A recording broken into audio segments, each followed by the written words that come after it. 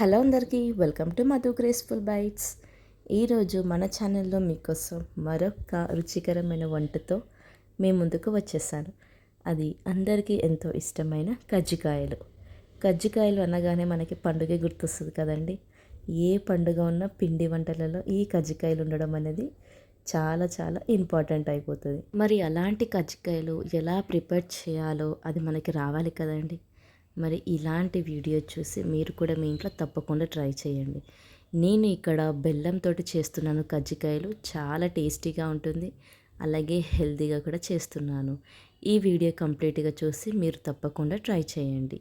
ముందుగా ఇక్కడ నేను 1 కప్పు వరకు బెల్లంని తీసుకున్నాను. కప్పు సైజు వచ్చేసి చూస్తున్నారు కదా వీడియోలో, ఈ సైజులో 1 కప్పు వరకు తీసుకున్నాను. అలాగే అదే కప్పుతోటి 2 కప్పుల వరకు గోధుమ పిండి, 1/2 కప్పు వరకు మైదా పిండి తీసుకున్నాను.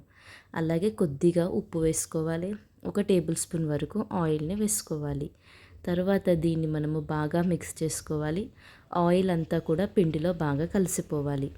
ఇలా మనము బాగా మిక్స్ చేసుకున్న తర్వాత పిండిలోకి మనము సరిపడ వాటర్ని వేసుకోవాలి. ఒకేసారి వేసుకోకూడదండి. కొద్దిగా వాటర్ వేస్తూ పిండి అనేది మిక్స్ చేసుకోవాలి. మనము చపాతీ పిండి ఏ విధంగా అయితే మిక్స్ చేసుకుంటామో అదే విధంగా ఈ పిండిని మిక్స్ చేసుకోవాలి. ఇక్కడ వీడియోలో చూపిస్తున్నాను కదా ఏ విధంగా అయితే మిక్స్ చేయాలో. ఇలా మనము మిక్స్ చేసుకోవాలి. ఇలా చేసుకున్న తర్వాత ఒక 10 నిమిషాల వరకు దీన్ని మనము పక్కకి పెట్టేసుకోవాలి. ఇప్పుడు మనము కజ్జికాయల్లోకి స్టఫింగ్ని ప్రిపేర్ చేసుకుందాం. దానికోసము ఇక్కడ నేను 1 టేబుల్ స్పూన్ వరకు పల్లీలను తీసుకున్నాను.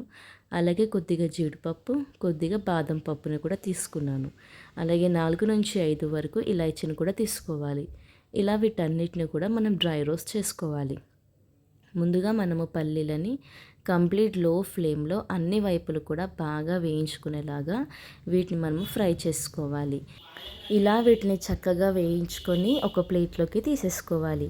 ఇలా పల్లీలని వేయించుకున్న తర్వాత అదే ప్యాన్లోకి మనము బాదంని కూడా వేసుకోవాలి. బాదంని కూడా సేమ్ మనం కంప్లీట్ లో ఫ్లేమ్లో కొద్దిగా వేయించుకోవాలి. మరీ ఎక్కువగా ఫ్రై చేసుకోకూడదండి.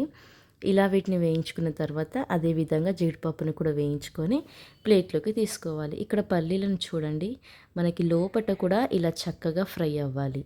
ఇలా మనము వీటిని ఒక మిక్సీ జార్ తీసుకొని ఫైన్ పౌడర్ లాగా ప్రిపేర్ చేసుకోవాలి. ఇలా పౌడర్ చేసుకున్న తర్వాత ఆ కప్పుతోటి ఉన్న బెల్లంని కూడా వేసేసుకోవాలి. తర్వాత ఇలా మనము స్టఫింగ్ అంతా కూడా ప్రిపేర్ చేసుకోవాలి. చూసారు కదా, చక్కగా స్టఫింగ్ కూడా మనకి ప్రిపేర్ అయిపోయింది. మీకు ఇంకా స్వీట్నెస్ కావాలి అనుకుంటే షుగర్ కూడా యాడ్ చేసుకోవచ్చు. ఇప్పుడు మనము చపాతీ పిండిలాగా కలుపుకున్నాం కదండి. ఇప్పుడు దాన్ని మనము చిన్న చిన్న బాల్స్ పూరి పిండిలాగా తీసుకొని ఇలా లోపల మనం స్టఫింగ్ పెట్టుకొని ఎడ్జెస్ అంతా వాటర్ని కూడా అప్లై చేసుకోవచ్చు. మీరు వాటర్ని అప్లై చేసుకున్న తర్వాత మంచిగా క్లోజ్ చేసుకున్న తర్వాత ఇలా మనము డిజైన్ కోసం ఇలా ఫోక్ స్పూన్ తోటి ఇలా మనం వీడియోలో చూపిస్తున్న విధంగా పెట్టేసుకోవచ్చు. ఈ విధంగా అన్ని కజ్జికాయలను కూడా ప్రిపేర్ చేసుకోవాలి. ఇది మనకి క్లోజ్ చేసుకోవడంలో చాలా జాగ్రత్తగా ఉండాలండి, లేదు అంటే అది బయటికి వచ్చేస్తుంది. సో మనం చక్కగా ఇలా క్లోజ్ చేసుకొని పక్కకు పెట్టేసుకోవాలి. ఇప్పుడు మనం వీటిని ఫ్రై చేసుకోనికి ప్యాన్ పెట్టుకొని ఆయిల్ వేడయ్యాక దీంట్లోకి మనము ప్రిపేర్ చేసి పెట్టుకున్న కజ్జికాయల్ని వేసేసుకోవాలి. ఇలా వీటిని వేసుకొని హై ఫ్లేమ్లో మనం వీటిని మంచి రంగు వచ్చేంత వరకు ఫ్రై చేసుకోవాలి. ఇది అంతా కూడా మంచి కలర్ రావాలండి, అప్పుడే మంచి టేస్ట్ అనేది వస్తుంది. ఇక్కడ వీడియోలో చూపిస్తున్నాను కదా ఏ విధంగా అయితే ఫ్రై చేసుకోవాలో. ఇలా అన్ని వైపులు కూడా మనకి చక్కగా ఫ్రై అవ్వాలి. ఇలా మనకి మంచి రంగు వచ్చేంత వరకు వీటిని ఫ్రై చేసుకోవాలి. ఇక్కడ చూస్తున్నారు కదా మంచి గోల్డెన్ కలర్ అయితే వచ్చేస్తుంది. ఈ విధంగా ఫ్రై చేసుకున్నవన్నీ కజ్జికాయలని కూడా మనం ఇలా తీసేసుకోవాలి.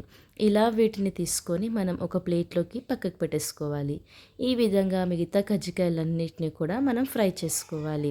ఇలా ఫ్రై చేసుకొని మనం వీటిని సర్వ్ చేసేసుకోవడమే. అంతే అండి, ఎంతో టేస్టీ అయిన కజ్జికాయలు రెడీ అయిపోయింది. ఇది బెల్లంతో చేసాం కాబట్టి చాలా టేస్టీగా ఉంటుందండి. ఇది వేడివేడిగా తిన్నప్పుడు బెల్లం అంతా కూడా మెల్ట్ అయిపోతుంది. అదే కొద్దిసేపు అయ్యాక తింటే ఆ బెల్లం అంతా కూడా చాలా గట్టిగా చాలా క్రంచీగా ఉంటుంది.